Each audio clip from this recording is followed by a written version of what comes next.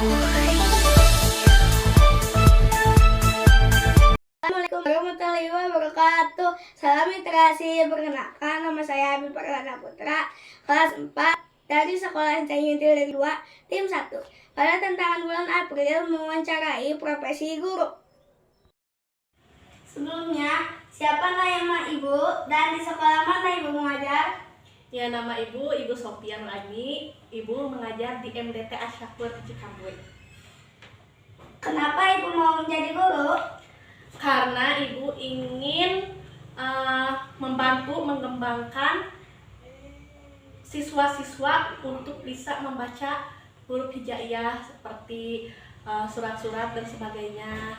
Selain itu kan sekarang banyak ya di Jawa Barat ini yang buta aksara Al-Quran. Nah, jadi Ibu pengen mengembangkan. Apa motivasi Ibu menjadi guru? Motivasi Ibu bukan hanya guru madrasah saja. Motivasi Ibu menjadi guru itu adalah yang pertama untuk mengembangkan karakter ya anak-anak. Terus yang kedua bagi Ibu sendiri bisa belajar menjadi pribadi yang lebih baik ya. Bukan hanya wawasan saja seperti itu, belajar untuk sabar, belajar untuk menghadapi setiap murid dalam murid karakternya itu seperti apa begitu. Apakah Ibu sebelumnya pernah bekerja di bidang lain? Ibu sebelumnya belum pernah sih ya di bidang lain, cuman Ibu mungkin belajar kayak dagang-dagang kecil gitu ya, seperti memasarkan properti seperti itu Ibu pernah. Bagaimana Ibu menilai kemampuan anak dalam belajar? Kemampuan anak dalam belajar yang pertama itu cara sikap belajarnya. Misalnya seperti anak ini di kelasnya bagaimana gitu ya, apakah dia niat untuk belajar, misalnya seperti Habib ya. Sekarang Ibu menjelaskan apa ya, yang penting kita pahamnya itu ya, yang penting itu itu nomor sekian. Yang pertama itu bagaimana murid itu menyikapi kita saat menerangkan begitu. Jadi istilahnya menghargai. Yang kedua, pemahaman terhadap materi itu sendiri.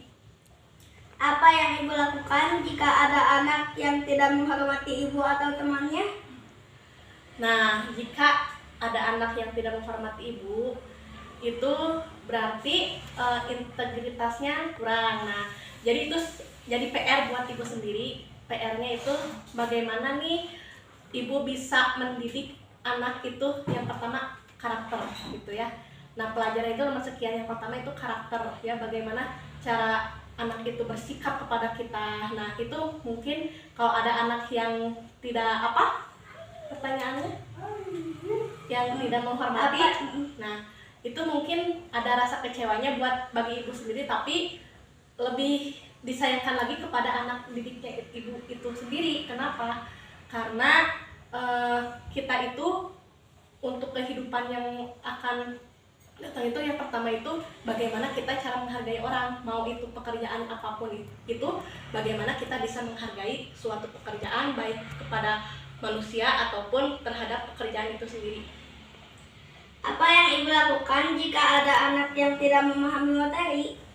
Jika ada anak yang tidak memahami materi, belajar pendekatan yang pertama itu. Yang kedua, belajar memotivasi anak tersebut, karena mungkin di rumahnya kurang pendekatan oleh orang tuanya seperti itu. Nah, mungkin yang bisa guru bantu itu adalah memotivasi, terus mengajarkan anak secara perlahan seperti itu, seperti pendekatan seperti itu.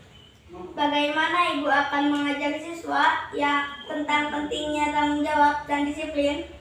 Tanggung jawab seperti kebersihan ya. Sekarang di kelas ada piket seperti itu. Bagaimana kita menilai tanggung jawab kepada siswa itu, yang pertama bisa tidak menjaga kebersihan di kelas. Itu kan kebersihan itu tanggung jawab bersama ya. Yang kedua, dalam memberikan tugas, misalnya PR, apakah dia itu mengerjakan atau tidak, itu kan sebagai tanggung jawab. Apakah di kelasnya bagaimana sikapnya, itu kita bisa melihat tanggung jawab seperti apa gitu.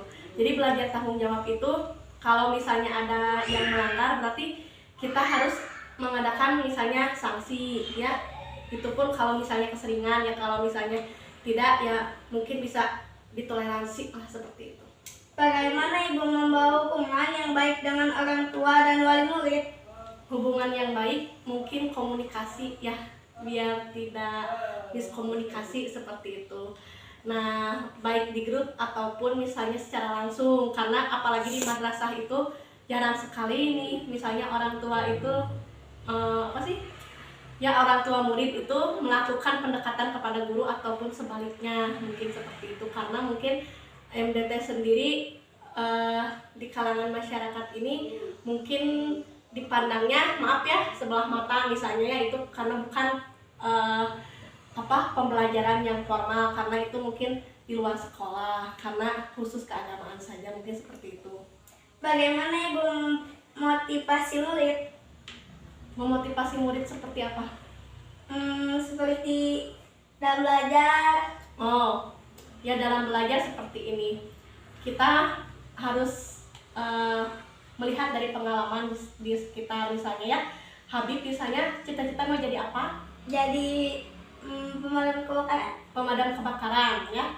Misalnya Andra cita-cita mau jadi apa? Misalnya Tentara. tentara. Nah, berarti kita itu kalau kita mempunyai usaha yang besar, berarti usaha kita untuk belajar saat ini juga harus fokus, harus belajar dengan lebih giat lagi. Nah, sekarang menjadi pemadam kebakaran, bagaimana persyaratannya, bagaimana kita yang harus kita lalui itu seperti apa? Andra pun seperti itu, tentara itu harus seperti apa? Tanggung jawabnya kan lebih besar ya, disiplinnya lebih besar. Maka di kelas itu jangan sampai kita belajar cuma 1,5 jam, tapi di kelas tidak bisa diem gitu kan. Tentara itu sikapnya itu harus tegak gitu kan, harus siap gitu. Nah, itu mungkin yang harus diajarkan itu ya, cara belajar di kelasnya apakah siap, apakah rapih atau seperti itu ya. Seperti Habib belajarnya itu harus lebih disiplin, Andra juga sama, karena kan kalau kita belajar disiplin, kita bisa belajar dengan baik, itu buat masa depan kalian sendiri gitu. Kalian mau pekerjaan yang berat apa mau pekerjaan yang ringan? Kalau pekerjaan yang berat mungkin melihat ke belakang seperti apa Habib kurang belajar, gak mau belajar di kelasnya, misalnya gak mau nulis atau kurang menghargai kepada guru. Nah, jadi konsekuensi di Habib itu berarti nanti dia akan datang itu seperti apa, cerminan Habib itu dia yang akan datang itu seperti apa. Nah, maka dari sekarang kita harus belajar disiplin untuk masa depan Habib sendiri. Oke, terima kasih Bu. Sekian wawancara dari saya. Wassalamualaikum warahmatullahi wabarakatuh. Salam literasi.